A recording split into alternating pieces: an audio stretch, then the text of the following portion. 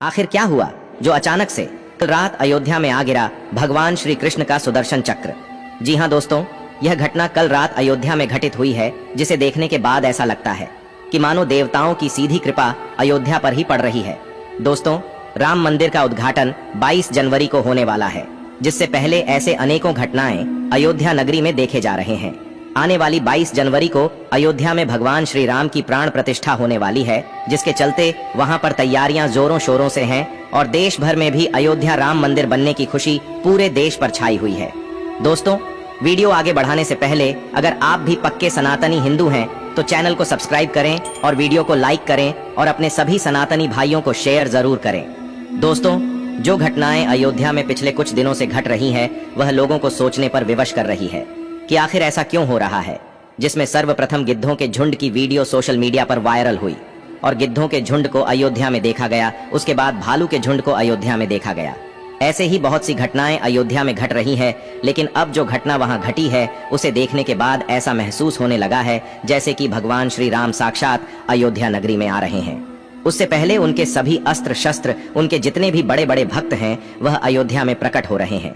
दोस्तों, कल रात सुदर्शन चक्र जब अयोध्या में आकर गिरा तो पल भर के लिए तो ऐसा लगा जानो पूरी धरती ही कांप उठी है। चारों तरफ प्रकाश ही प्रकाश था और एक बड़ा विस्फोट अयोध्या में हुआ, जिसे देखकर सभी लोग हैरान हो गए। सभी के मन में यह शंका थी कि आखिर यह हुआ क्या। लेकिन जब उसे गौर से देखा गया, उसके पास जाकर देखा गया तो पता लगा कि वह सुदर्शन चक्र है और सुदर्शन चक्र को देखकर लोग उसके सामने नतमस्तक हो गए और भगवान श्री कृष्ण और भगवान श्री राम की कथा गाने लगे। दोस्तों, सुदर्शन चक्र का हिंदू धर्म में बहुत ही महत्व है, परंतु जिस टाइम इसको वहां देखा गया उसके बाद नासा के वैज्ञानिक तक वहां पहुंच गए और वैज्ञानिक भी इस बात से हैरान है कि आखिर ऐसा संभव कैसे हो सकता है। परंतु दोस्तों, यह प्रकृति कुछ अपने नियम और कायदे कानून भी लेकर चलती है, जिसे विज्ञान की ताकत भी रोक नहीं सकती। जिस समय यह सुदर्शन चक्र वहां गिरा, उसके बाद भारी मात्रा में पब्लिक वहां इकट्ठी हुई और सभी रिपोर्टर, टीवी चैनल और सभी सोशल मीडिया वहां एकत्रित हो गया कि आखिर ऐसा संभव कैसे हो सकता है। परंतु उस नजारे को देखने के बाद सबको भगवान श्री राम पर एक विश्वास हो गया कि श्री राम वाक्य में ही अयोध्या में आ चुके हैं। बस जो समय गुजर रहा है वह 22 जनवरी के लिए गुजर रहा है, क्योंकि 22 जनवरी को भगवान श्री राम की प्राण प्रतिष्ठा होगी और चारों तरफ बहुत ही अच्छा माहौल होगा।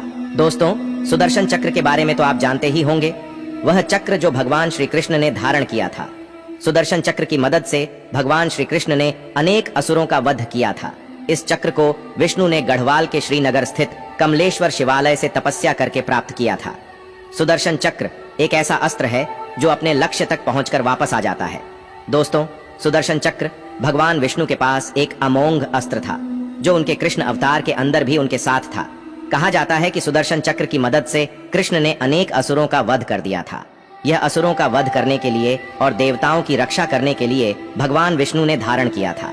कहा जाता है कि प्राचीन समय के अंदर जब राक्षसों का अत्याचार देवताओं पर बहुत अधिक बढ़ गया तो सारे देवता भगवान विष्णु के पास पहुंचे और राक्षसों से बचाने का आग्रह करने लगे। तब भगवान विष्णु के पास भी ऐसा कोई अस्त्र नहीं था कि वे राक्षसों का वध कर सकें। इस वजह से भगवान विष्णु कैलाश पर्वत पर जाकर 1000 नामों से शिव की स्तुति करने लगे। उसके बाद वे हर नाम के साथ एक पुष्प शिव को अर्पित करने लगे। उसके बाद भगवान शिव ने विष्णु की परीक्षा लेने के लिए विष्णु के लाए 1000 पुष्प में से एक पुष्प को छुपा दिया। भगवान शिव की माया की वजह से विष्णु को पता नहीं चल सका। वे एक पुष्प को ढूंढने लगे। उसके बाद उन्होंने भगवान शिव को अपना एक नेत्र अर्पित किया। तब भगवान शिव प्रसन्न हुए और विष्णु को वरदान मांगने को कहा। तब विष्णु ने ऐसा अमोघ शस्त्र देने की प्रार्थना की जिसकी मदद से राक्षसों का संहार किया जा सके। फिर भगवान शिव ने सुदर्शन चक्र उनको दिया था। भगवान विष्णु और श्री कृष्ण ने सुदर्शन चक्र से अनेक दुष्टों का वध किया था। कहा जाता है कि भगवान विश्वकर्मा की बेटी का विवाह भगवान सूर्य से हुआ था। सूर्य के अधिक ताप की वजह से वह अपना वैवाहिक जीवन नहीं जी पा रही थी। तब भगवान शिव ने सूर्य का ताप लेकर सुदर्शन चक्र को और पुष्पक विमान को भी बनाया था। भगवान विष्णु को सुदर्शन चक्र प्राप्त होने के संदर्भ में एक अन्य कथा का भी उल्लेख मिलता है। वीतमन्यु नामक ब्राह्मण रहते थे। उनकी पत्नी का नाम धर्मशीला था। वे सदाचारी महिला थीं। उनके पुत्र का नाम उपमन्यु था। वे लोग इतने गरीब थे कि उनके पास अपने पुत्र को पिलाने के लिए दूध तक नहीं था। वह अपने पुत्र को चावल का धोवन दूध के रूप में पिलाती थी। एक दिन वह अपने माता पिता के साथ किसी भोज पर गया, जहां पर उसने दूध से बनी हुई खीर खाई। तब उसे दूध के स्वाद के बारे में पता चल गया। उसके बाद अगले दिन बालक ने असली दूध की मांग की और चावल के धोवन को पीने से इनकार कर दिया। उसके बाद धर्मशीला ने बताया कि तुम विरूपाक्ष की सेवा करो। उसकी माता ने आगे बताया कि श्री दामा प्राचीन समय के एक महान असुर राजा थे। उसका प्रताप इतना तेज था कि उसने अपनी ताकत से तीनों लोकों को अपने वश में कर लिया और विष्णु की कुर्सी को छीनने का प्रयास करने लगा। इस वजह से विष्णु भगवान भी भयभीत हो गए और कैलाश पर्वत पर जाकर एक पैर की उंगली पर खड़े होकर भगवान शिव की आराधना करने लगे। 1000 साल तक तपस्या करने के बाद भगवान शिव प्रसन्न हुए और विष्णु को सुदर्शन चक्र प्रदान किया, जिसकी मदद से भगवान विष्णु राक्षसों का संहार कर सके। दोस्तों, इस अस्त्र की खास बात यह थी कि यह हवा के प्रचंड वेग की तरह तेजी से घूम सकता था और यह अपने दुश्मन को परमाणु बम की तरह भस्म कर सकता था। यह चांदी की शिलाओं से निर्मित है। इसके चारों ओर त्रिशूल लगे हुए हैं। इसमें अत्यंत विषैले विष होते हैं।